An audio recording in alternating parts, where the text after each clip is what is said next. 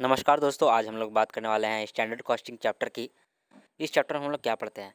साल के शुरुआत में हम लोग कुछ स्टैंडर्ड सेट करते हैं और फिर साल के अंत में हम लोग देखते हैं कि उस स्टैंडर्ड सेट किया हुआ से कितना वेरिएशन हुआ है, और वही इस चैप्टर में हम लोग पढ़ते हैं कि कितना वेरिएंस हुआ है। तो वेरिएंस हम लोग 3 चीज़ों में देखते हैं, मटेरियल में देखते हैं, लेबर में देखते हैं और ओवरहेड में देखते हैं। इसलिए इसका नाम पड़ा है material cost variance, labour cost variance, overhead cost variance. जब भी कॉस्ट वेरिएंस का नाम आता है तभी standard cost minus actual cost होता है। जब भी कॉस्ट वेरिएंस का नाम आता है तो standard cost minus actual cost होता है।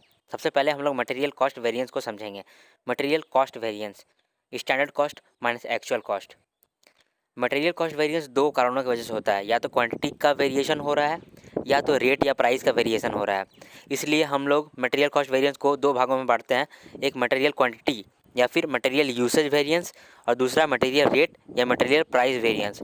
मटेरियल क्वांटिटी या यूसेज वेरिएंस में क्या होता है? इसका फार्मूला है standard quantity minus actual quantity into standard rate. क्या फार्मूला है? Standard quantity minus actual quantity into standard rate. यहाँ स्टैंडर्ड रेट से क्यों इंटू किए? क्योंकि स्टैंडर्ड रेट से इसलिए मल्टीप्लाई किए हैं क्योंकि क्वांटिटी बनाना प्रोडक्शन डिपार्टमेंट का काम है और वो बस क्वांटिटी का वेरिएशन के लिए रिस्पॉन्सिबल है, ना कि एक्चुअल रेट के फ्लक्चुएशन के लिए। इसलिए हम लोग यहाँ पर स्टैंडर्ड रेट से मल्टीप्लाई किए हैं। दूसरा आता है मटेरियल रेट या प्राइस वेरिएंस। आता है मटेरियल रेट या मटेरियल प्राइस वेरिएंस। इसमें क्या फार्मूला है? Standard rate minus actual rate into actual quantity. Standard rate minus actual rate into actual quantity. Rate का वेरिएंस है तो standard rate minus actual rate होगा ही, लेकिन एक्चुअल क्वांटिटी से क्यों इंटू की? एक्चुअल क्वांटिटी से इसलिए मल्टीप्लाई किए क्योंकि देखिए किस रेट में ख़रीदना है ये काम है परचेज डिपार्टमेंट का। अगर मान लीजिए परचेज डिपार्टमेंट गलत रेट पे ख़रीद लिया है सामान, तो वो लोग किसके लिए लायबल होगा? सिर्फ एक्चुअल क्वांटिटी के लिए, जितना सामान वो लोग ख़रीदा है, स्टैंडर्ड क्वांटिटी के लिए नहीं। फॉर एग्जांपल अगर उसको 1200 यूनिट लेके आना था 5 रुपये में और वो लोग ले आया है 1300 यूनिट 6 रुपये में, तो वो 1300 यूनिट के लिए लायबल रहेगा, ना कि 1200। इसलिए हम लोग एक्चुअल क्वांटिटी से मल्टीप्लाई करते हैं। अब हम लोग आगे बढ़ते हैं। तो एक fast recap, material cost variance standard cost minus actual cost होता है और ये दो कारण की वजह से होता है, या तो क्वांटिटी के वेरिएंस से या तो प्राइस के वेरिएंस से। तो क्वांटिटी या फिर यूसेज वेरिएंस का क्या फार्मूला होता है? Standard quantity minus actual quantity into standard rate. और रेट और प्राइस वेरिएंस का क्या फार्मूला है? Standard rate minus actual rate into actual quantity. अब क्वांटिटी या फिर यूसेज वेरिएंस यानी क्वांटिटी में जो बदलाव आया वो किस वजह से आया? दो कारणों की वजह से आया, मटेरियल यील्ड वेरिएंस और material mix variance. Material yield variance क्या होता है और मटेरियल मिक्स वेरिएंस क्या होता है? तो पहले जानते हैं मटेरियल यील्ड वेरिएंस के बारे में। जब भी इनपुट या आउटपुट रेशियो में जो वेरिएंस आता है उसको ही हम लोग मटेरियल यील्ड वेरिएंस कहते हैं। मतलब मटेरियल के यील्ड पे कितना चेंजेस आया, ठीक है। अब है मटेरियल मिक्स वेरिएंस। क्या था? स्टैंडर्ड के समय जिस रेशियो में सोचे थे कि रॉ मटेरियल लगाएंगे, अगर उस रेशियो में वेरिएशन आ रहा है तो उसे हम लोग मटेरियल मिक्स वेरिएंस कहेंगे। तो क्या फार्मूला होगा इन दोनों का? इन फार्मूला को एक ट्रिक से समझते हैं। देखिए क्वांटिटी यूसेज वेरिएंस से ही दो प्रकार आया था, यील्ड वेरिएंस और मिक्स वेरिएंस। तो क्वांटिटी का क्या फार्मूला था? Standard quantity minus actual quantity into standard rate. तो एक्चुअल क्वांटिटी के पास हम लोग actual quantity in standard proportion को पहले लेस करेंगे फिर ऐड करेंगे और फिर ये दो भागों में बांट के दो नया नया फार्मूला निकाल लेंगे।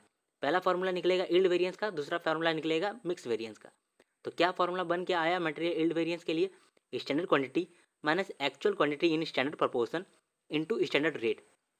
और मटेरियल मिक्स वेरिएंस का क्या फार्मूला आया? Actual quantity in standard proportion minus actual quantity into standard rate. अब इस कॉस्ट कार्ड को समझिए, आपको मटेरियल यील्ड वेरिएंस और मटेरियल मिक्स वेरिएंस अच्छे से समझ में आएगा। याद रखिएगा जब भी आपको यील्ड वेरिएंस और मिक्स वेरिएंस निकालने दे तो आप एक्स्ट्रा कॉलम बनाएंगे, जो कि कॉलम है actual quantity in standard proportion. तो इस कॉस्ट कार्ड को देखिए, कॉस्ट कार्ड से हमेशा हर क्वेश्चन ईजी हो जाएगा। सबसे पहले है standard quantity for actual output. हम लोग भले ही यहाँ पर स्टैंडर्ड क्वांटिटी बस लिखे, लेकिन इसका इम्प्लाइड मीनिंग यही होता है कि standard quantity for actual output. फिर स्टैंडर्ड रेट, फिर स्टैंडर्ड कॉस्ट, फिर actual quantity, actual rate, actual cost and at last actual quantity in standard proportion. यहाँ आप देख सकते हैं कि यील्ड वेरिएंस क्या है, कि हम लोगों ने क्या सोचा था 5000 बनाने के लिए, लेकिन बना है कितना? 5431। This is yield variance, yield का वेरिएंस। और मिक्स वेरिएंस क्या था? पहले हम लोग सोचे थे कि रॉ मटेरियल लगाएंगे इन द रेशियो 3:2, लेकिन अभी हम लोग लगा दिए हैं 2:1। इस वजह से भी क्वांटिटी का वेरिएंस आता है, इस वजह से इसको बोलते हैं मिक्स वेरिएंस। अब एक स्पेशल पॉइंट आता है कि नॉर्मल लॉस अगर आएगा तो उसका ट्रीटमेंट क्या करेंगे। देखिए, कभी कभी आपको नॉर्मल लॉस बस डराने के लिए दे दिया जाता है। जैसे इस एग्जाम्पल को देखिए, material A B C standard quantity दिया हुआ है यहाँ पे, फिर नॉर्मल लॉस लिखा हुआ है और फिर एक्चुअल क्वांटिटी लिखा हुआ है कि कितना आखिर बनेगा नॉर्मल लॉस होने के बाद। तो आपको कुछ नहीं करना है। जब आप standard quantity for actual output निकालोगे तो ध्यान देना कि हम लोगों का अल्टीमेट कितना बना है। यहाँ पर बना है 1620। तो जब आप मटेरियल ए के लिए standard quantity for actual output निकालोगे तो आप देखोगे कि अगर 1000 रॉ मटेरियल लग रहा है 1620 बनाने के लिए, तो 2430 बनाने के लिए कितना लगेगा। उसी तरह से मटेरियल बी में आप देखिएगा कि अगर 500 लग रहा है रॉ मटेरियल 1620 बनाने के लिए, तो 2430 बनाने के लिए क्या लगेगा। उसी तरह सी में भी देखिएगा और फिर आपका standard quantity for actual output निकल जाएगा, फिर स्टैंडर्ड रेट दिया हुआ है, फिर स्टैंडर्ड कॉस्ट निकल जाएगा और फिर एक्चुअल क्वांटिटी या एक्चुअल रेट तो दिया हुआ रहता है, तो एक्चुअल कॉस्ट भी निकल जाएगा और आपको इस तरह से कॉस्ट कार्ड कंप्लीट हो जाएगा और आंसर आराम से आ जाएगा। अब देखते हैं अगला। अब हम लोग फास्ट रिकैप करेंगे मटेरियल कॉस्ट वेरिएंस का। What is material cost variance. Cost का variance standard cost minus actual cost. ये दो कारण की वजह से होता है, इसलिए इसको दो भागों में बांटते हैं, क्वांटिटी या यूसेज वेरिएंस और दूसरा प्राइस या रेट वेरिएंस। क्वांटिटी या यूसेज वेरिएंस का क्या फॉर्मूला होता है, standard quantity minus actual quantity into standard rate. और प्राइस और रेट वेरिएंस का standard rate minus actual rate into actual quantity. अब क्वांटिटी और यूसेज वेरिएंस भी दो प्रकार का था, यील्ड वेरिएंस और मिक्स वेरिएंस। यील्ड वेरिएंस और मिक्स वेरिएंस का क्या फॉर्मूला था, जो फॉर्मूला ऊपर था क्वांटिटी वेरिएंस का standard quantity minus actual quantity into standard rate, उसी में हम लोग लेस करेंगे पहले actual quantity in standard proportion, फिर ऐड करेंगे actual quantity in standard proportion, फिर दोनों को तोड़ देंगे बीच बीच से और एक भाग चला जाएगा यील्ड में, एक भाग चला जाएगा मिक्स में। और आखिर में था कि नॉर्मल लॉस को इग्नोर करना है, अल्टीमेट आउटपुट देखो और फिर सीधा काम करो। अब नेक्स्ट आगे बढ़ते हैं लेबर कॉस्ट वेरिएंस की ओर। कॉस्ट वेरिएंस नाम आया सीधा standard cost minus actual cost. ठीक है, लेबर कॉस्ट वेरिएंस तीन कारणों की वजह से होता है, इसलिए इसको तीन जगहों से कैटेगराइज किए हैं। पहला एफिशिएंसी वेरिएंस, दूसरा आइडल टाइम, तीसरा रेट या फिर प्राइस वेरिएंस। सबसे पहला जो है एफिशिएंसी वेरिएंस। एफिशिएंसी में क्या वेरिएंस आता है, इसका फॉर्मूला है standard hour minus actual productive our into standard rate. यहाँ पर हम लोग normally standard hour minus actual our क्यों नहीं लिखे, एक्चुअल प्रोडक्टिव आवर क्यों लिखे, क्योंकि एक्चुअल प्रोडक्टिव आवर इसलिए लिखे हैं क्योंकि अब नॉर्मल आइडल टाइम जो इंक्लूडेड था एक्चुअल आवर में, वो तो लेबर का एफिशिएंसी को नहीं बता सकता है और ना ही लेबर इसके लिए रिस्पॉन्सिबल होगा, इसलिए हम लोग एक्चुअल प्रोडक्टिव आवर लिखते हैं एक्चुअल आवर के बजाय। एक बार फिर, इसलिए यहाँ पर एक्चुअल आवर नहीं लिखते हैं क्योंकि एक्चुअल आवर में अब नॉर्मल आइडल टाइम भी इंक्लूडेड रहता है और अब नॉर्मल आइडल टाइम तो लेबर की वजह से नहीं होता है, वो तो मैनेजमेंट की वजह से होता है, तो लेबर इसके लिए क्यों रिस्पॉन्सिबल रहेगा और लेबर का एफिशिएंसी इससे कैसे हम लोग देखेंगे। इसलिए यहाँ पर इसका फॉर्मूला होता है standard hour minus actual productive our into standard rate. और दूसरा है आइडल टाइम। आइडल टाइम के लिए idle time into standard rate, कितना आइडल टाइम हम लोग गंवाएं वो हम लोग स्टैंडर्ड रेट से तय कर सकते हैं, देख सकते हैं। याद रखिएगा आइडल टाइम क्या होता है, आइडल टाइम वैसा टाइम होता है जिस समय काम नहीं किया जा सकता है, जैसे मशीन ब्रेकडाउन हुआ है उस समय काम नहीं हो सकता है, जैसे इलेक्ट्रिसिटी नहीं है उस समय मशीन चल नहीं सकता है तो उस समय काम भी नहीं हो सकता है, उस तरह को हम लोग आइडल टाइम कहते हैं। याद रखिएगा नॉर्मल आइडल टाइम को हम लोग कंसिडर करते हैं, लेकिन अब नॉर्मल आइडल टाइम ही प्रॉब्लम होता है, इसीलिए अब नॉर्मल आइडल टाइम को हम लोग एक्चुअल आवर से हटाए थे एफिशिएंसी वेरिएंस कैलकुलेट करने के समय में। और तीसरा वेरिएंस आता है रेट या प्राइस वेरिएंस। अब रेट का वेरिएंस है तो standard rate minus actual rate होगा ही और एक्चुअल आवर से इनटू हो जाएगा। अब हम लोग एफिशिएंसी वेरिएंस को दो भागों में बांटते हैं, एक लेबर यील्ड वेरिएंस, एक लेबर मिक्स वेरिएंस। इसका दूसरा नाम भी है लेबर यील्ड वेरिएंस का दूसरा नाम है लेबर रिवाइड एफिशिएंसी और मिक्स वेरिएंस का दूसरा नाम है लेबर गैंग वेरिएंस। अब बात आता है कि लेबर यील्ड वेरिएंस और लेबर मिक्स वेरिएंस का क्या फॉर्मूला होगा। तो फॉर्मूला सेम है, जैसे हम लोग मटेरियल कॉस्ट वेरिएंस में material yield variance material mix variance निकाले थे, वैसे यहाँ पर भी निकालेंगे। यहाँ पर क्या करना है, जो एफिशिएंसी वेरिएंस है standard hour minus actual productive hour into standard rate, यहाँ पर हम लोग सबसे पहले लेस कर देंगे actual productive hour in standard proportion, फिर ऐड कर देंगे actual productive hour in standard proportion और फिर क्या करेंगे, दोनों को बीच से काट देंगे, एक भाग हो जाएगा यील्ड वेरिएंस, दूसरा भाग हो जाएगा मिक्स वेरिएंस। तो अल्टीमेटली फॉर्मूला होगा यील्ड वेरिएंस का standard hour minus actual productive hour in standard proportion into standard rate, और गैंग वेरिएंस या मिक्स वेरिएंस का फॉर्मूला होगा actual productive hour in standard proportion minus actual productive hour into standard rate.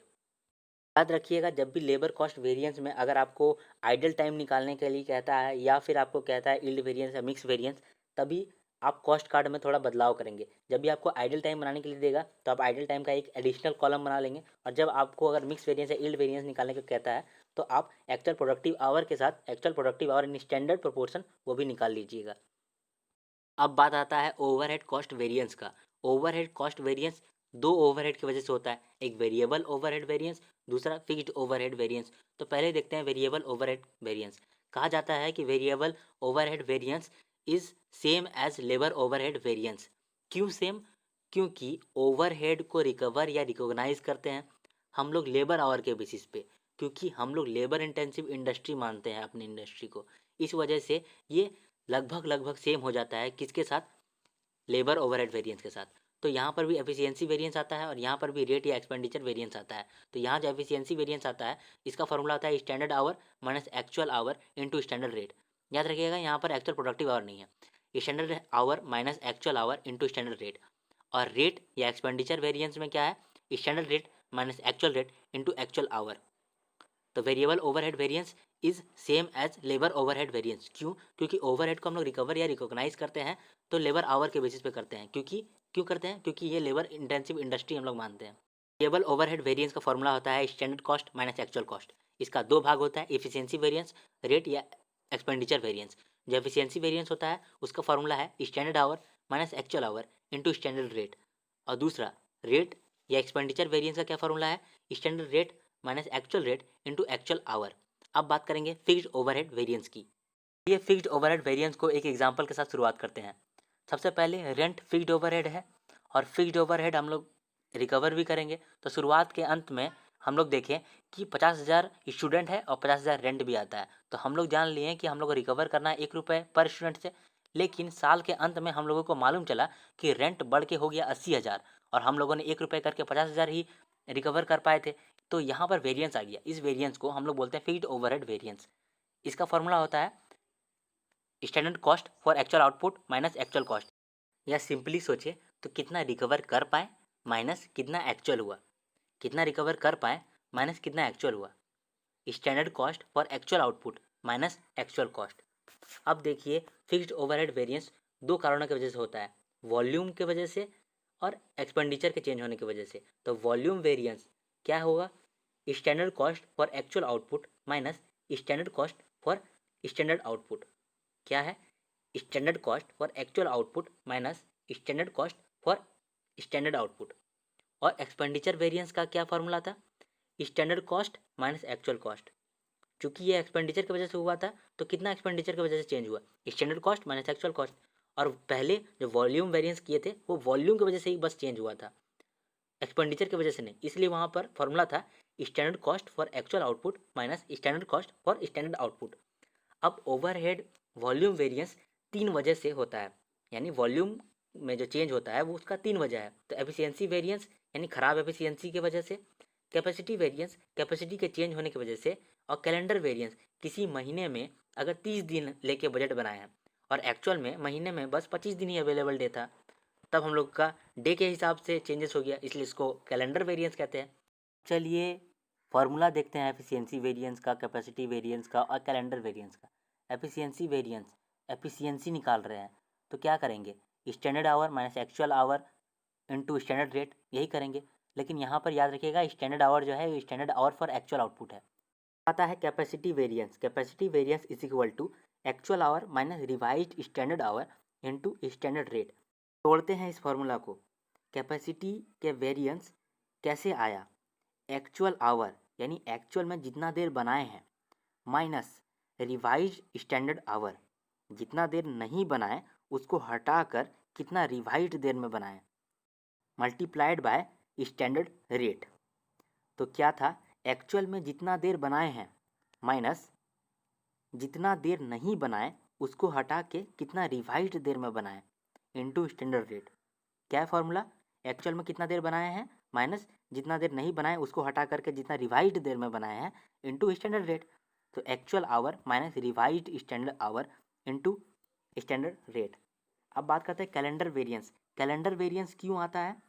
क्योंकि जब हम लोग budget बनाए थे शुरुआत साल की शुरुआत में, उस समय हम लोग 30 दिन लेकर के बनाए होंगे बजट, लेकिन एक्चुअल में 25 दिन ही अवेलेबल डे था।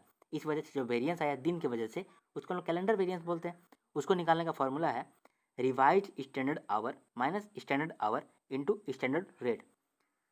रिवाइज स्टैंडर्ड आवर यानी रिवाइज स्टैंडर्ड आवर जो हो गया बजटेड ठीक करके माइनस जो पहले बजटेड था। क्या था? रिवाइज स्टैंडर्ड आवर जो हो गया बजटेड ठीक करके माइनस जो पहले बजटेड था।